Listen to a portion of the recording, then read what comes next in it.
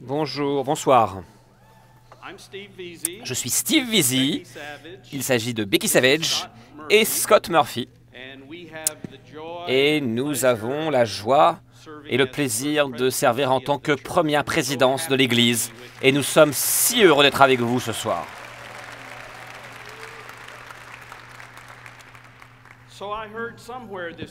Donc j'ai entendu qu'il s'agissait d'un lieu sûr pour être soi-même, pour être vulnérable. Et donc premièrement, je dois vous dire que je suis embarrassé. J'ai fait une erreur la nuit dernière, hier soir. J'ai voulu être cool et j'ai voulu faire un selfie avec tout le groupe. Mais lorsque je suis rentré à la maison, tout ce que j'avais, c'était une photo du plafond. En fait, j'avais mal tourné la caméra. Donc en fait, j'ai pas pris un selfie, mais j'ai pris une photo du plafond la dernière fois. Donc je vais encore faire un selfie. Ah, là, ça dit qu'il n'y a plus de piles. Attendez, dites coucou avec les mains. Les Tahitiens, coucou avec les mains. Il fait un selfie, le prophète. Coucou avec les mains. Super, on l'a eu.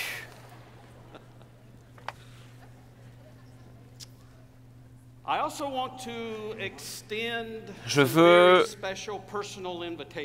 vous étendre quelques invitations très personnelles.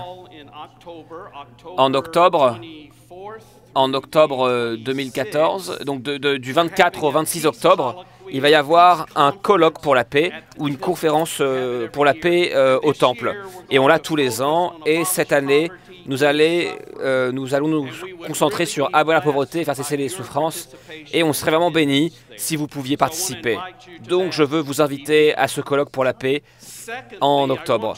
Deuxièmement, j'aimerais que vous imaginiez que cet auditorium soit complètement rempli de gens, des gens du monde entier. Du 4 au 11 juin 2016, nous allons avoir la conférence mondiale. Et je veux vous inviter à faire partie de cette conférence mondiale alors que nous continuons à clarifier notre identité et notre mission en tant qu'Église. S'il vous plaît, venez et joignez-vous à nous pour cette conférence mondiale de 2000. Nous avons besoin de vous.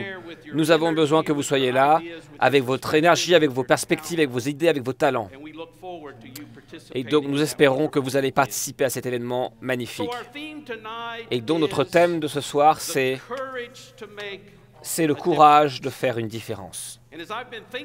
Et alors que j'ai pensé à ce thème, je me suis souvenu d'une histoire que j'avais entendue. J'ai entendu cette histoire dans un pays qui est très très lointain. Pendant longtemps, j'ai été apôtre de l'Afrique et j'ai été tellement enrichi par les histoires que les gens racontaient. Ces histoires qui m'ont enseigné des vérités et des sagesses. Des histoires qui ont été transmises de génération en génération. Et moi, je veux vous raconter une histoire ce soir sur le courage. Le courage de changer les choses. Cette histoire s'appelle la moustache du lion. Quel est l'emblème de IYF? Un lion, un agneau. Et ce soir, on parle de la moustache du lion. Et c'est une histoire qui vient d'Éthiopie, un pays d'Afrique. Donc il y avait une femme dans un village qui n'avait pas d'enfants. Et cette femme, elle attendait des enfants, elle voulait une famille. Et il y avait un petit garçon qui avait perdu ses deux parents, qui était orphelin. Ses deux parents étaient morts suite à une maladie. Et donc cette femme, elle a décidé d'adopter ce petit garçon. Et elle a aimé l'enfant.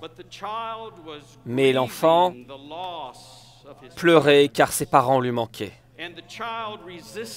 Et l'enfant résistait à l'amour que lui donnait cette femme. Même lorsqu'elle lui offrait à manger, l'enfant rejetait la nourriture. Et donc cette femme était découragée. elle ne savait pas quoi faire. Et donc, elle a été voir un homme sage, un guérisseur, dans son village, et elle a décrit la situation. Et le guérisseur a écouté avec beaucoup d'attention. Et finalement, la femme a dit, « Est-ce que tu peux faire une potion magique que je puisse donner à l'enfant, afin que l'enfant m'aime autant que je l'aime ?» Et le guérisseur a dit, « Oui, oui, je peux faire ça, mais c'est très difficile à faire, parce qu'il y a un ingrédient qui est nécessaire pour cette potion. Et cet ingrédient, c'est la moustache d'un lion vivant. » Et la femme a dit, « Oh non, elle a très très peur, elle avait très très peur des lions. »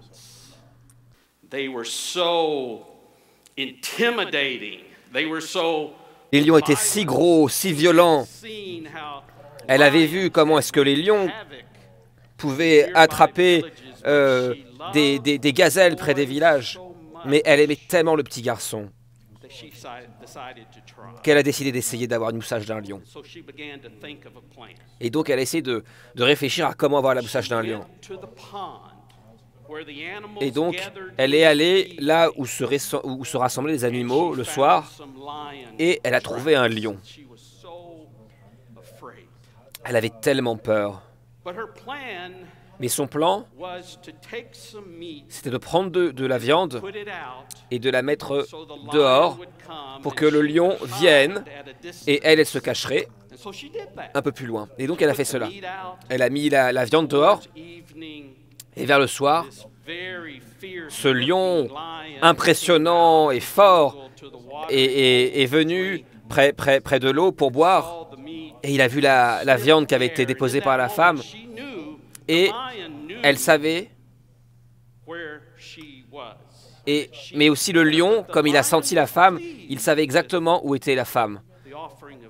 Mais le lion était très content qu'il y ait de la viande, et donc il a mangé la viande, il a bu, et puis il est retourné dans la jungle. Et donc elle a décidé de continuer à faire cela jour après jour pendant plusieurs semaines. Et alors qu'elle avait de plus en plus de confiance et de courage, elle a mis l'offrande de viande par terre, et ensuite elle partait de sa cachette et elle regardait le lion. Et le lion venait. Et il sentait la femme, et il la regardait, il mangeait la viande, et ensuite, il retournait dans la jungle. Et puis, elle a décidé de se rapprocher de la viande. Elle se rapprochait près de l'eau, et elle mettait la viande, et le lion est venu, et cette fois-ci, elle était assez proche pour voir les dents du lion. Elle pouvait aussi entendre la respiration forte du lion. Mais elle restait immobile. Elle restait là où elle était immobile. Le lion la regardait, il mangeait la viande et il partait. Et le jour suivant, elle a décidé de prendre un risque. Elle est allée là où il y avait l'eau, elle a mis la viande et elle s'est mise à juste quelques pas de la viande et elle s'est tenue là comme ça. Et le lion est venu, il est allé vers la viande, il a regardé la femme, il a mis sa tête par terre, il a mangé la viande, et à cet instant, elle a étendu la main et elle a tiré une moustache du lion. Et elle est partie. Et elle est voir le guérisseur le jour suivant. Et elle a dit, j'ai fait ce que tu m'as dit de faire. Voilà la moustache d'un lion vivant. Et le guérisseur, il a commencé à rire, il a ri. Et elle a dit, maintenant, où est ma potion magique? Voilà l'aliment final. Maintenant, donne-moi la potion magique. Et le guérisseur a dit, tu n'as pas besoin d'une potion magique. Tu as déjà démontré que tu as l'amour, tu as la patience et le courage. Donc, rentre chez toi et continue à faire preuve d'amour, de patience et de courage. Et petit à petit, le jeune garçon va grandir et va t'aimer. Et donc elle a fait cela. Et ça a tout changé. Ça a tout changé. Le petit garçon a commencé à l'aimer. La famille était alors créée. En fait, la femme a décidé d'adopter d'autres enfants pour qu'ils puissent avoir tous une grande famille. Ça a tout changé. Lorsque l'amour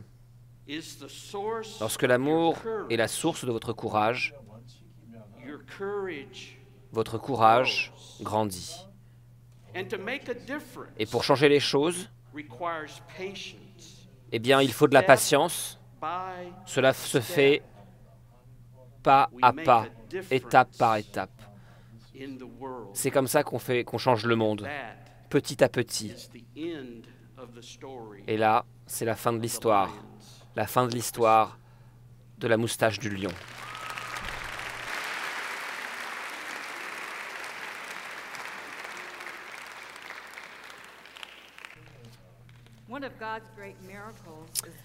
Un des plus grands miracles de Dieu, c'est la naissance d'un bébé.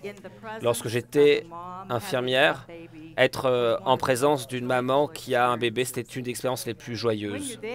Lorsque vous êtes là et que le bébé naît, et que les infirmières nettoient le bébé, qu'elles le placent dans les bras de la mère. Et maintenant aussi, il y a aussi des papas qui sont dans la salle d'accouchement. Et à ce moment-là, c'est aussi intéressant de voir ces parents qui regardent ce nouvel enfant né. La plupart du temps, les parents regardent pour s'assurer que tous les pieds, que tous les doigts de pied et tous les doigts de main sont là. Et ils regardent ces nouvelles mains du bébé. Et ils regardent les couleurs des yeux du bébé.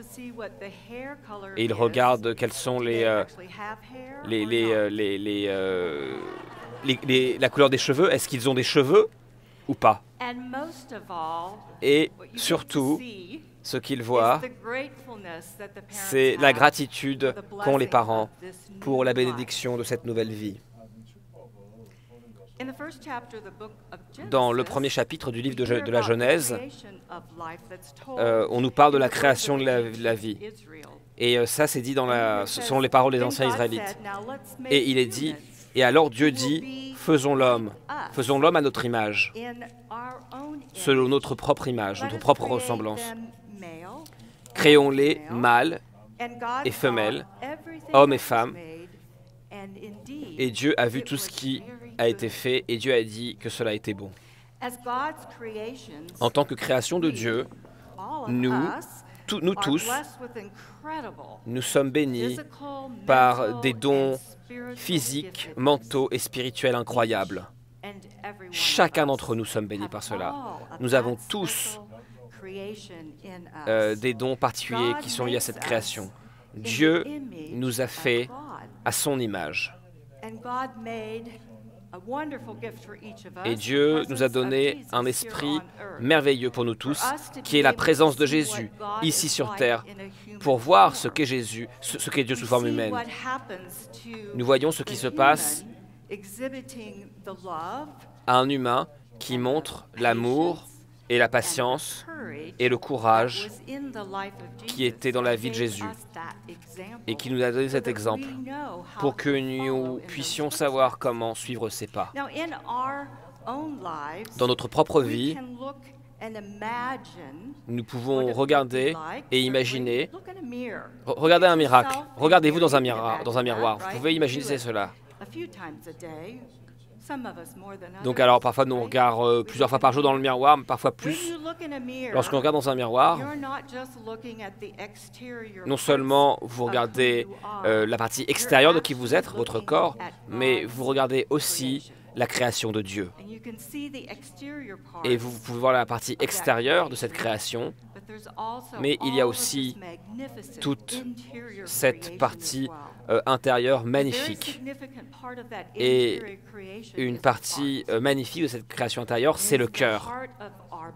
C'est le cœur de notre corps qui fait partie de cette création, qui nous donne un impact, qui nous aide à changer les choses dans le monde. Dieu nous donne une passion. Si nous avons vu que nous sommes passionnés sur quelque chose, il y a des gens qui disent si vous en avez le cœur, vous pouvez tout accomplir. Et donc moi, une de mes passions, c'est de m'assurer que les enfants qui sont les plus vulnérables, eh bien on prend soin d'eux. Que nous luttons pour la justice envers les plus vulnérables, les enfants qui ne peuvent pas parler pour dire quels sont leurs besoins, ou qui peuvent avoir des parents qui ont des besoins particuliers pour pouvoir s'occuper d'eux. Donc, quelle que soit votre passion, sachez que si vous avez le cœur pour cette passion, alors dans ce cœur, il y a l'amour et la patience et le courage de changer les choses et de réaliser votre passion. Dieu vous a créé, chacun d'entre vous, Dieu vous a créé à son image. Et l'image de Dieu est parfaitement bonne. Dieu vous a créé, Dieu nous a créés, Dieu nous a tous créés. Et nous, tous ensemble, nous avons encore plus de puissance pour être courageux et pour lutter pour ce qui est notre passion. Des cœurs courageux qui se tiennent ensemble pour changer les choses. Le courage de changer les choses peut changer ce monde.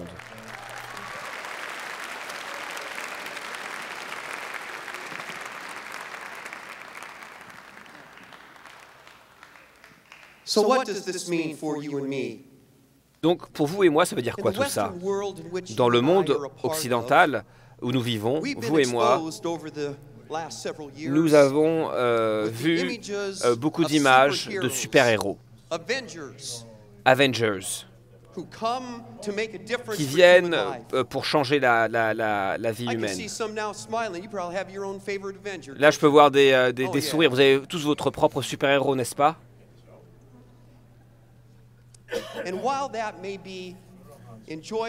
Et bien que ça peut être marrant et que ça peut nous faire rire sur le grand écran ou à la télé, ce dont nous parlons aujourd'hui, ce soir, et cette semaine, c'est pas le fait d'être des super-héros, c'est pas le fait d'être des super-humains. Il ne s'agit pas d'avoir le courage de tirer la moustache d'un lion. Mais non, ce dont on parle,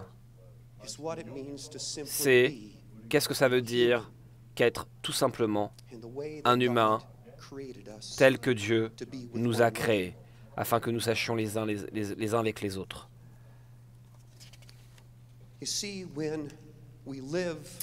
Lorsque nous vivons avec le cœur de Dieu en nous,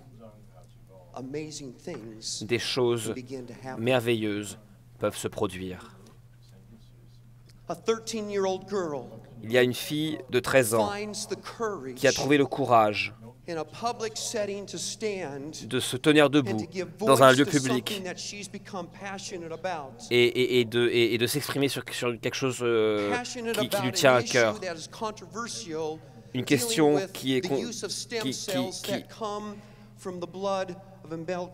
elle a parlé des cellules sanguines qui viennent des procédures médicales. Et grâce à elle, des milliers de personnes ont pu être aidées. et des maladies ont pu être guéries.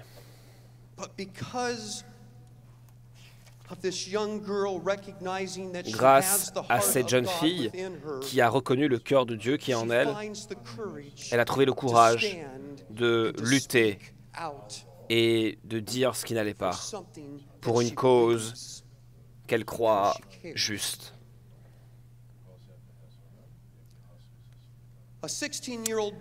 Un adolescent de 16 ans s'est trouvé dans un monde de jeunes et il avait en face de lui une décision à prendre.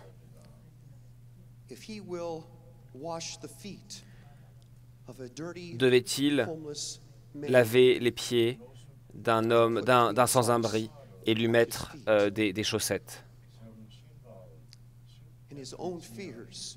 Il avait peur.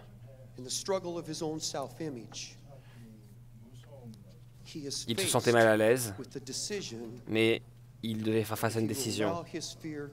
Est-ce qu'il va permettre à sa peur de le contrôler, ou est-ce qu'il va trouver le courage de laver les pieds d'un étranger? Et à cet instant, il a trouvé le courage de s'agenouiller et il a commencé à laver les pieds et il a mis des chaussettes propres sur cet étranger. Et à cet instant, les vies sont changées.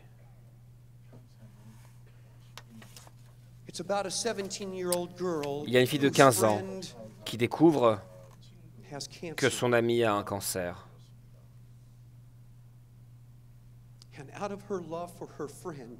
Parce qu'elle aime son ami, elle trouve le courage d'abandonner, elle décide de couper ses propres cheveux qui sont longs et de donner ses cheveux à une entreprise qui fait des perruques pour ceux qui ont un traitement pour le cancer.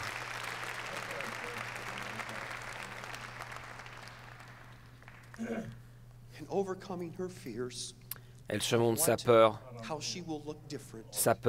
quant à son physique et à ce qu'elle va ressembler. Elle est solidaire avec ceux qu'elle aime.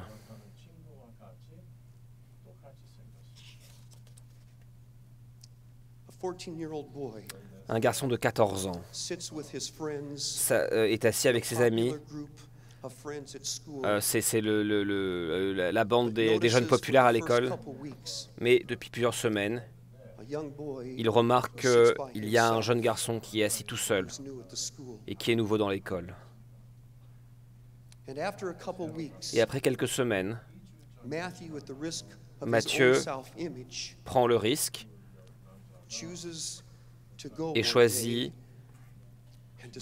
de s'asseoir avec ce nouvel étudiant, ce nouvel élève, que les autres pensaient comme étant étrange. Il choisit de devenir son ami.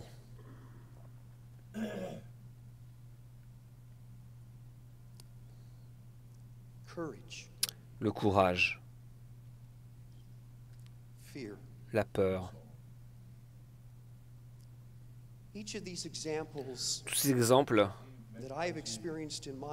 que j'ai expérimentés dans ma propre vie, et je sais aussi que vous pensez aussi à votre propre vécu, mais tous ces individus se sont trouvés en face de leur propre peur et ils devaient prendre une décision sur comment ils allaient réagir. Mais vous savez ce qu'ils ont découvert? Ils ont découvert que même dans la présence de la peur, quand le véritable amour et quand la véritable compassion pour une autre personne sont présentes, et quand le cœur de Dieu est présent en nous, l'amour a alors toujours plus de puissance que la peur.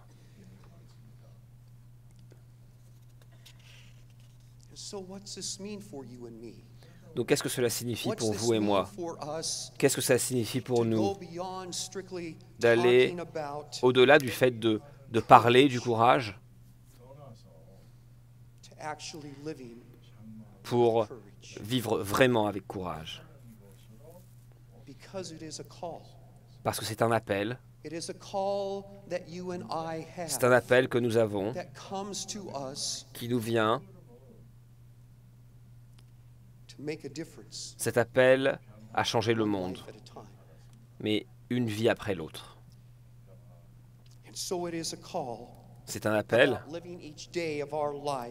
de vivre chaque jour de notre vie avec le courage de répondre, sachant qu'à chaque fois que nous avons le courage de répondre et de changer les choses et de changer la vie d'un autre, alors nous leur permettons de vivre avec plus de créativité et de faire une différence, de changer les choses. Et donc, mes amis, qu'est-ce qui vous retient? Qu'est-ce qui vous empêche?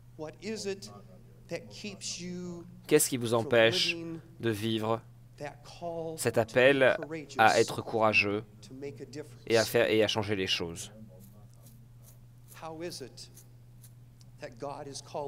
Comment est-ce que Dieu vous appelle à changer les choses dans la vie d'une autre personne?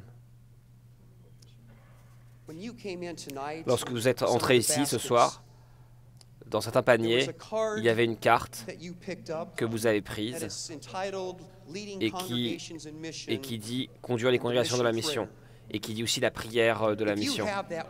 Si vous avez cela avec vous, eh bien j'aimerais que vous preniez cette carte. Merci de prendre cette carte, si vous l'avez.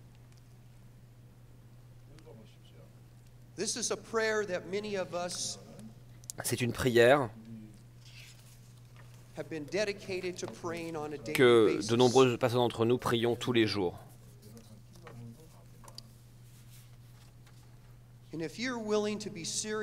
Et si vous voulez être sérieux dans votre engagement pour le courage et pour changer les choses, alors je vous invite à faire de cette prière une pratique spirituelle quotidienne dans votre vie, de réciter tous les jours cette prière. Et donc ce soir, je vous invite à vous joindre à moi alors que nous prions cette prière de mission ensemble. Prions ensemble. Dieu, où est-ce que ton esprit va me conduire aujourd'hui? Aide-moi à être toujours pleinement éveillé et prêt à répondre. Donne-moi le courage de risquer quelque chose de nouveau et de devenir une bénédiction de ton amour et de ta paix. Amen. Mes amis, puisse cette prière devenir une partie de votre vie quotidienne alors que vous cherchez à vivre courageusement pour le bien-être des autres. Amen.